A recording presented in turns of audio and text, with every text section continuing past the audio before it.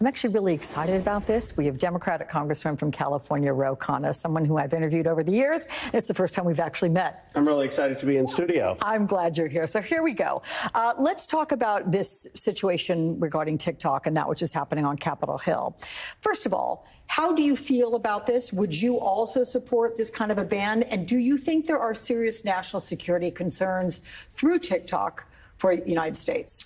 I am leaning to vote no. I don't support a ban on TikTok for First Amendment reasons. I mean, you have both the left and the right on a platform that is anti-establishment, that is offering views that actually you don't often hear, sometimes on in the mainstream media. And so I think we have to protect speech. Now, is there a concern about our data being taken by providers that could get to the Chinese Communist Party? Yes, that's a concern not just on TikTok, it's on other platforms that sell to data brokers, which is why we need a data privacy Internet Bill of Rights to address that problem instead of a blanket ban. How about your constituents? Do you have a read on how they would react to a ban on TikTok, particularly younger constituents? Well, the younger folks obviously are opposed to it, and people who have used this for making a livelihood are opposed to it. People who have used it for political expression are opposed to it.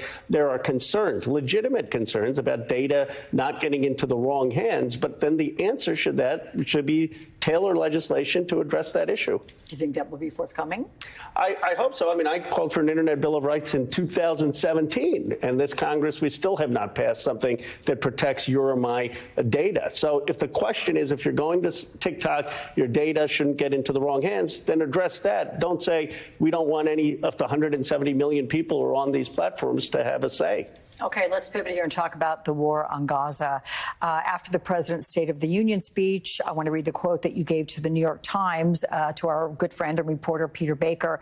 You can't have a policy of giving aid and giving Israel the weapons to bomb the food trucks at the same time. Talk about the tension that you're seeing, the palpable tension you're seeing within the Biden administration as it looks at this war. First of all, I thought President Biden was quite strong in his State of the Union on Gaza. He was very strong overall, but this was the most he had talked about Palestinian suffering. He said over 30,000 Palestinians have been killed.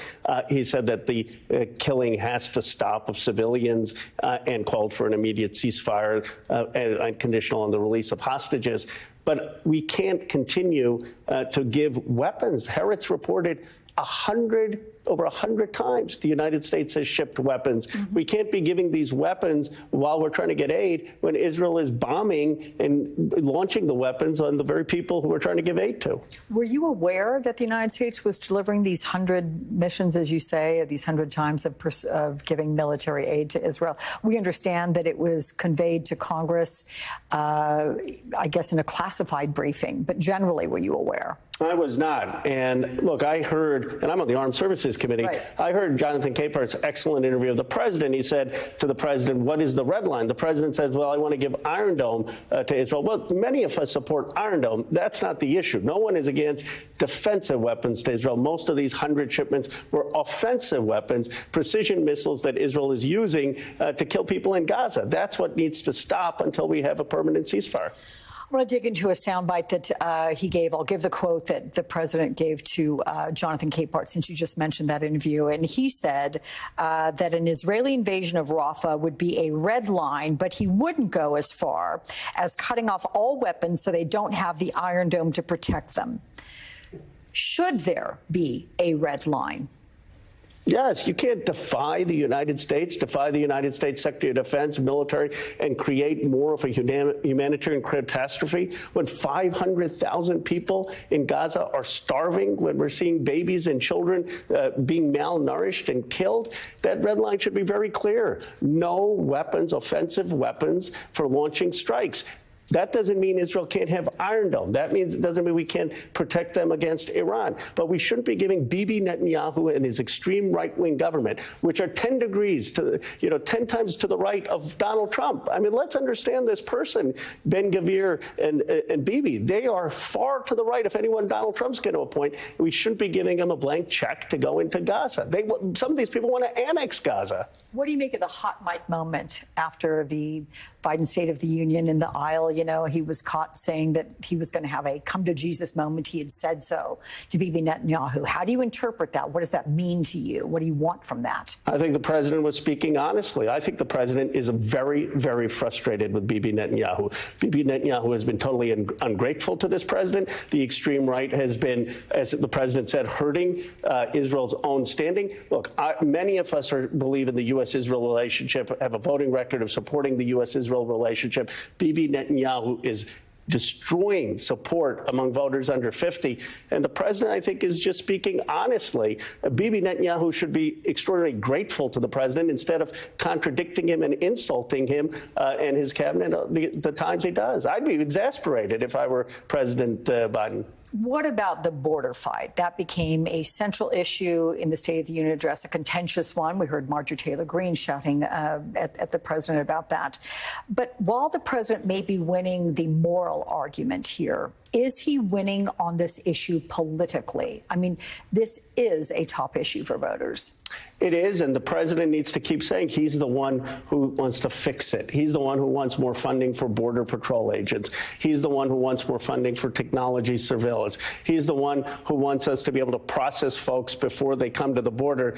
And, Alex, the most important thing, we've got to reduce some of the crippling sanctions on Venezuela. We're sanctioning them, creating economic poverty, and then folks are coming here. What do we expect? What do we expect if we don't have a solution on Haiti? This president actually is proposing solutions, and the Republicans just want the political issue. What do you expect from Speaker Johnson, who's reportedly going to be meeting with Donald Trump tomorrow or Tuesday to discuss the border issue and others, presumably? Look, I came into Congress with Mike Johnson. He's a very personable individual, but I'm going to tell you, he's not going to take a single move in Congress that isn't calculated to advance Donald Trump's political interests.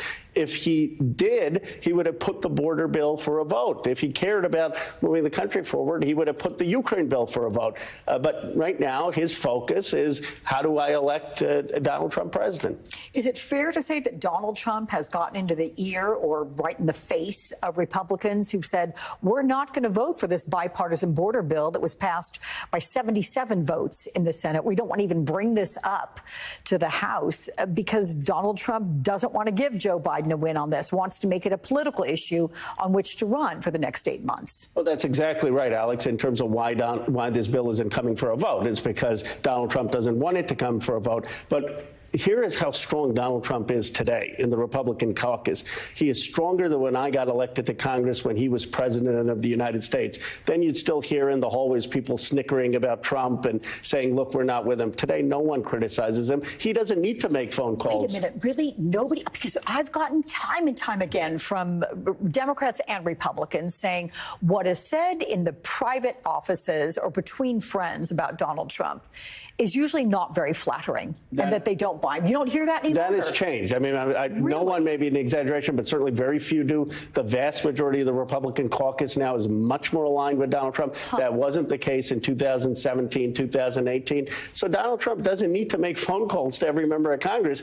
This is his party. And I think the president is right in the way he framed it in the State of the Union. These are two different visions of America. We're running against not just Donald Trump, but his party. This is his Congress. This is his folks in the Senate. He's pushed out the Liz Cheneys. He's pushing out the McConnells.